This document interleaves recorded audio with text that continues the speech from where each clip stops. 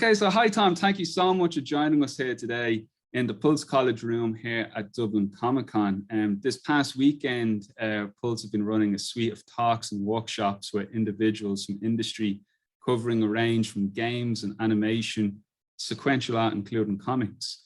And the recording team has been about individuals looking to break into industry. So we've invited a wealth of industry experts, including yourself, to come in and share advice and share what you're currently working on yourself as well. So I suppose just to kick things off, AHOY Comics, I'm really loving the Wrong Earth series. That is just, it's a great mix of everything that you love about, I love about comics, certain Silver Age stuff, but also the blend with the more serious modern take on comics as well has been amazing. And I suppose just to kick things off, how did AHOY Comics come about? Because you were such a big name already in comics, like so well associated with many like other IPs, like along with DC, but then now it's AHOY, and now it's like this new wealth, this pantheon of new characters and stories.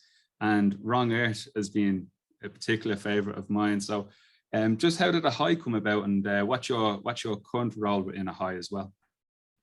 Well, our publisher, Hurt Seeley, and Frank Camuso, our chief creative officer, and I have been friends for decades. We're in Syracuse, New York, in the middle of the state, and it's not a tremendous amount going on here. But when Hart retired from, he retired from journalism, or was retired because newspaper staffs are being devastated around the world, right?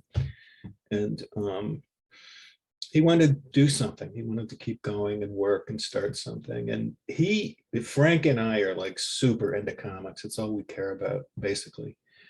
And he's not that way, although he loved them as a kid. But he wanted to work with me and Frank, and he suggested, let's start a comic book company. He knew a way to get some money to do it. And so we did it. And it happened to be, we had this conversation in January 2017, which meant we were really looking for something to think about besides Donald Trump, who was the new president. And that really kind of saved our lives, to have something huge just to think about.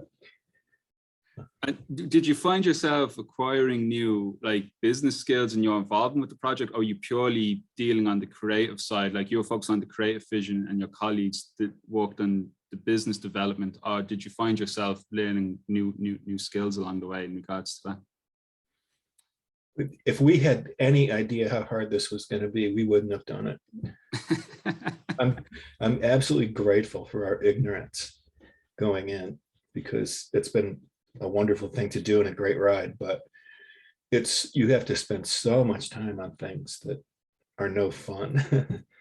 Yeah, that's it, isn't it? Like a lot of the students who come in, particularly with animation, they think it's sitting down and drawing all day, and we're like, there's hard work that has to get done as well.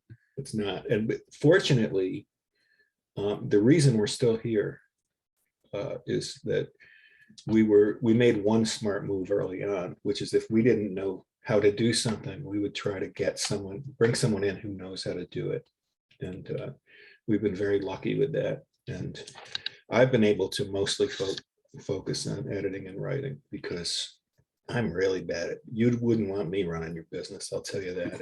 It's completely the opposite of who I am. And I would just give everything away, you know. And that's wonderful though, because we had a guest speaker from Giant Studios today, and they literally said something very similar to what you were saying, which was, don't be afraid to ask for help or get, the right people in, rather than trying to, bash away thinking you can fix it if you don't know. It's just really interesting throughout the day, all the guest speakers, it's a variety, but it's echoes of similar advice. And that's really promising to hear that, from everyone. It means an awful lot. I suppose on the creativity side, then, just building upon that, what was the genesis for all these new characters and bringing in creators? What was the main focus point for you in gathering everyone up and gathering these new ideas? Well, I wanted to do The Wrong Earth because it had been percolating in my head for a while, and So we got Jamal Eigel to draw it. My friend Stuart Moore, I was an editor. Stuart Moore and I were like two of the original editors at Vertigo, DC Vertigo years ago. And so we brought him in to help us, and he's been doing a lot of operations that have nothing to do with editing, like dealing with distributors and stuff. And he suggested Jamal Eigel to draw this thing, The Wrong Earth, and Jamal came in and it became something very different and much better than what I was thinking of. And is that part of the collaborative process? You know, you always open to collaboration with the artists as well. It's like two you work together and the story's fleshed out from that. When I went to work for what became Vertigo, I was working with the great editor, Karen Berger. I was her assistant. We were working very closely together. And very early on, she was letting me deal directly with our writers and artists. And I learned so much. But one of the things I learned was that the writers we had who fought for every word and refused to collaborate also wrote the worst material. The ones who were writing the best material were very secure in what they were doing and very open to other people's input and collaboration. And Jamie Delano, the writer, he was writing Hellblazer for us, and he said something that always stuck with me, that a good writer would say and a good collaborator would say. And he would say, as long as we agree on the effect we want to create, there are 1,000 ways to do it. But you don't have to agree on the specifics or be roped in to agree on the specifics, but you have to agree on what you're trying to do. Be scary, be funny, whatever. Yeah, it's amazing. I was getting a haircut yesterday, and my barber was saying to me, he didn't realize, he said, there's someone who's doing a colorist for Batman, I think they were saying, and they didn't realize, oh, so there's so many different jobs in a comic. It's like, oh, you have the red and you have the colors, you have the letter and the ink. And I was like, yeah, it's not magic elves that come in the middle of the night to make it. It's collaborative. Well, there are some comics where the artist will supply the color and all that, but it's I won't say it's crazily unusual, but it's not the majority situation.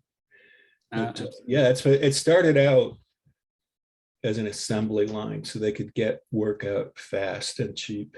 But they just wanted to fill pages. They didn't care what was on them, basically, the people who were running these early comic book companies.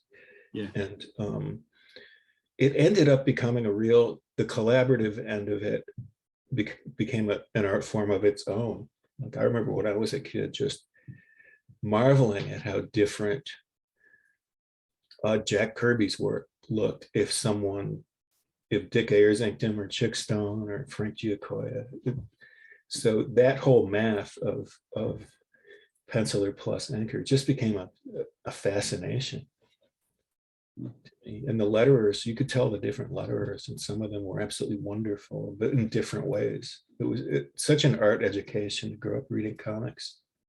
Oh, no, it really is. And I think it's being appreciated more now because it's the manufacturing, I think, the level of quality of printing. We have like master editions coming in and Forgotten Walks and our replica series that can make it, like, I noticed you can get reprints now digitally remastered, or a collected edition with just the original page scanned very clearly, so it looks like the yellow paper and stuff. So you have that option now, and people are really appreciating the process that goes into it, particularly sequentially. With the animation students here at Pulse, we have a sequential art and design module, purely because they're telling a story visually in sequence, and comic books are an excellent way to help them think at the single moment, and then animation can help, fill in the moments in between, which the audience does in the reading and participation of. But I think that's the only one benefit with, and you probably realize this yourselves, the dominance of superheroes in cinema. I think some people expected comic sales to increase, but that wasn't necessarily the correlation. It was more like people who like books and like films don't necessarily read the books the films are based on, and the same kind of proved for comics in some ways. But what it seems to have done, particularly here, the fact I'm calling you from Dublin in Ireland, is there's a huge taboo that's been lifted of, you know, reading comics. People will be more shy or perhaps embarrassed about it. And the tone as well, I know it's particularly in AHOY and also with Wrong Earth, the tone it's walking an interesting line. It is, I don't want to say it's overly adult, like in its humor, but it is also not like, you know, for, I wouldn't give it to too young a kid, but it's like teens and up, I suppose. I think so. I think so. Somebody asked me, you know, to send them a book for their kid, and I said, there's a guy who gets shot in the head and he's wearing a ball gag. You know, I mean, we do this sort of silly Batman 66 stuff, and then we try to do the sadistic Ben Affleck side of it. And Are you a big fan of Batman 66? Is that where some of that kind of bled from? Yeah, I'm not supposed to say that, but yeah. It's all right. We strike it from redacted from the record. No, it's. I'll tell you, Batman 66 was a work of reportage, because comic books were really like that. They weren't. Batman 66 wasn't campy because they didn't know what they were doing. They were campy because comic books were campy. They were the real camp. Batman was just imitating it. But all the stuff about, you know, saluting the flag and helping people across the street, and deferring always to authority, and rescuing millionaires from robberies, that was in every comic book before a certain point, you know, before a certain year. So when we do like Dragonfly as our character, the Wrong Earth, the premise is that Dragonfly, who's the campy old-fashioned superhero, on another Earth, he's Dragonfly Man when he's campy, and he's Dragonfly on another Earth where it's more like a post-80s comic book, where the comics code has been banished, and people are really like going a little too far, you know. Instead of, like, Dragonfly will, if he's in a fight with bad guys, he's happy to just set them on fire and get it over with. And so what happens in the Wrong Earth is they accidentally swap Earths, and they have to live basically in each other's comic books. And if I can just plug a little something here, we're running a series right now. We've had 3 series of the Wrong Earth that I wrote, and Jamal Eichel drew 2 of them, and he's so wonderful. And right now we're doing a 4th series of unconnected, basically, story one-shots written by different people. We just had one come out written by Gail Simone, yep.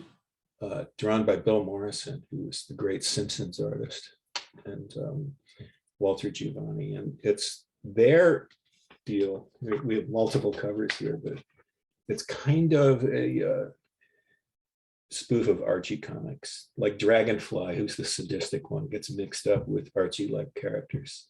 And Gail wrote this amazing story.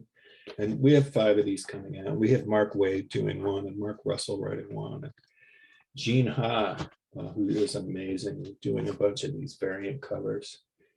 Cool. You can see how. Yeah, that's awesome. So that's the end of the plug, but I would have been actually no, just actually on that point, because I picked up my I actually picked up Chapter and Team Planet down in Dublin City Comics, because you guys are available still through Diamond. I was just wondering, just for everyone who's watching this, because in Dublin we have a couple of shops. You have Dublin City Comics, we have Forbidden Planet, we have Subcity, we have Big Bang Comics. But then outside, you know, sometimes they do postal orders. But do you guys, if people are interested in purchasing single issues and get you Diamond, for trades or digital issues, is there a digital platform available to buy the comic on the web? Or for trades, do you have like a bookstore, or do you go through Amazon? Do you have an Amazon store to pick up stuff for those interested in going back and picking up trades? Mm-hmm. Well, Diamond distributes our trades to comic book stores. And we have 2 distributors, Diamond and Lunar, and they'll also do that. And we also are distributed to bookstores by another company. And so you should be able to order our books in any venue. And we're on Comixology, which I guess is becoming Kindle Comics. Yeah, that was a shock for everyone, wasn't it?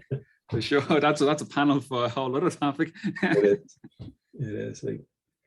But yeah, and also with AHOY, I know it's actually just, there's one thing in particular I just want to talk about, which was the addressing the pandemic within the comics. So I noticed what particularly Wrong Earth did as well was they had additional articles as well, like short stories and prose. I think in the first Wrong Earth, Grant Morrison had a short story, and then during the pandemic as well, there was like really informative articles in it as well. Like I was amazed by how much I was learning while reading it. And so I was just wondering, like, part of me was thinking back to, I know Stan Lee got his first break in comics by writing a Captain America short story, Cosmic Class, as a magazine then. I think that's right. What it was.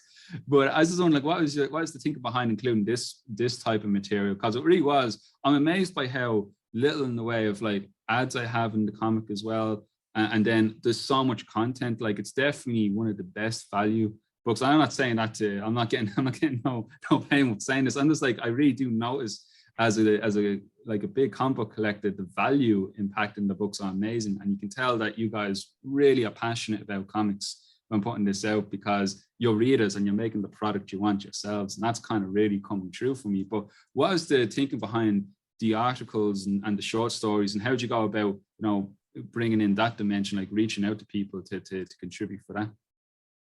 Well, when we started, we sat down and went through a lot of old comics, looking for maybe some things that aren't done anymore that would be good, or things that we've forgotten that would be good.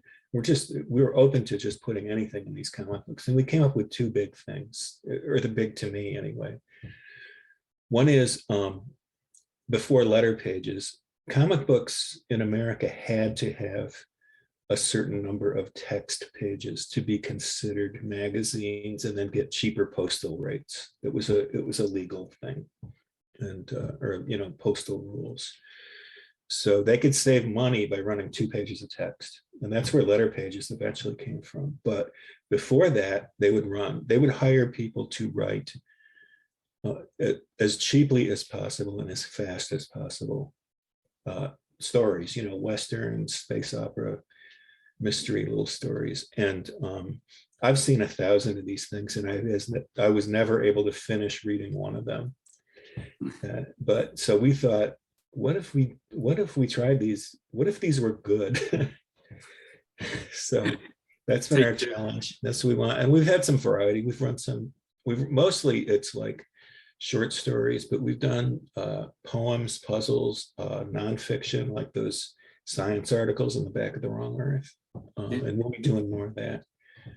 And the other one that we got from old comics that I'm kind of proud of is that there was this company called Gold Key in the 60s, and they did a lot of like what became the Valiant characters, like Magnus Robot Fighter and Turok Son of Stone and stuff. But their comics were not very entertaining, I thought. But what I loved was that they would have these really nice covers, and then on the back they would run them without the logo, and without the trade dress and stuff. And I just think that's beautiful. So we've been doing that too. Yeah, no, and that is great, and that doesn't go unnoticed either, because I know other companies try to monetize that by having like what they call it the virgin cover, or any kind of dialogue, anything on the front and the ad still in the back as well. But that's kind of get almost like the 2 books for it. But that's like, it means a lot for the collector, because again, it's just it's for the enjoyment and value, and it shows the appreciation for the art as well, to go into it 100%. I suppose I try out the questions in a moment, if anyone has any questions in just a moment. But just before I do, I suppose what I noticed about AHOY is that there is a submission section listed onto the website as well. So I was just wondering, as a fairly new company as well into the field, like what's the ethos then for seeking out new talent off of submissions as well for anyone? I know my students would lynch me if I didn't ask, like, what would be the process, or what should they consider if they're looking to make a submission? Well, That's another thing, another great advantage to running these short prose stories in the back is it opens us up to a lot of talent we wouldn't otherwise be able to afford to publish. We're a small company. We don't put out a lot of books. So, you know, opportunities, unfortunately, to be like the comic book are a lot more rare, but a lot more easy to navigate is the back matter stuff, the short stories, the poems, the artwork. All of them are illustrated. So we hire illustrators for that. So the submission portal is mostly intended, almost entirely intended for the back matter, we call it. But you can submit anything through it. If you want to submit your comic book idea, if you want to submit your, that's the best place to do it. A lot of companies don't want to see your ideas because they're afraid you'll come back and say that they stole them. Because people, it's time for certain ideas, and a lot of different people get the same idea at a certain time. And no, we're too busy to like, and we're kind of well connected. We can talk to, you know, Mark Russell. We're not out looking for stuff to steal. But the best thing about going through the submissions portal is there's legal language there that protects us. It says, you wanted us to see it, we saw it, and don't bother suing. Absolutely. No, that's fantastic. I suppose then I'll throw to any questions. Is there any questions on the floor? Yeah, we got one. Go ahead. Yeah, where did you come with the idea of one kind of like making, you know, kind of some sort of like Stan Lee-esque role going to sort of like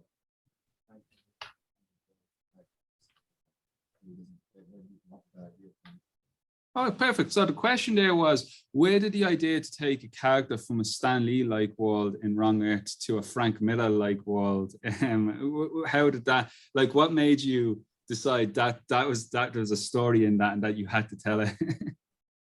Well, I was, you know, I've been around for all of it. I was a little kid reading comics when like Marvel was just getting started. And so the sort of, you know, upstanding, flag saluting, status quo upholding superhero, and the sort of dark, gritty, I'm the best there is at what I do, I'm going to cut you up, that kind of superhero, they're all part of my lifespan. They're all part of my experience. And I was thinking about how you could look at like a hero's chest symbol and what it says to you, what it means, what it represents is different in different decades. When I was little, it meant maybe service and protection, that symbol on the chest. And then, you know, it came to mean like bloody revenge. And so, because you have the same characters, you don't create a new character when comics change because people love the old character. So you change it. So I just wanted to just go back to my experience reading and loving comics in my whole life and sort of like put them all in a box and shake them up and jumble them together. Yeah, awesome. Thanks so much for that question. And any other questions in the floor? No, all good. Awesome. No. Oh, sorry. Yeah. Okay, go ahead. Good. No, perfect. I know that's great. Thanks very much. No, that's all good. Awesome.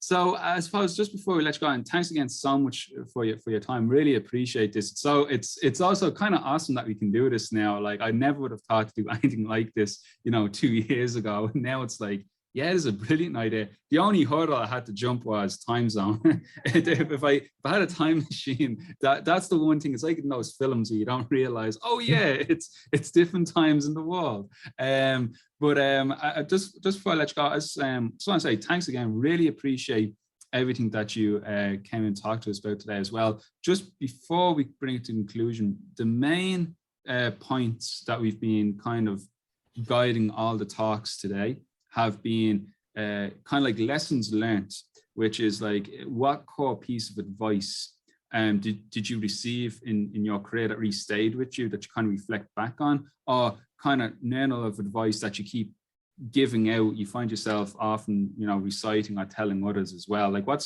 is the cornerstone, like, piece of advice you usually kind of keep true to yourself, kind of like a learning aspect that you'd like to share? Well, I sat down and thought about, when we started, I sort of like wrote out a list of guidelines. If you want to write comics, here's a few things.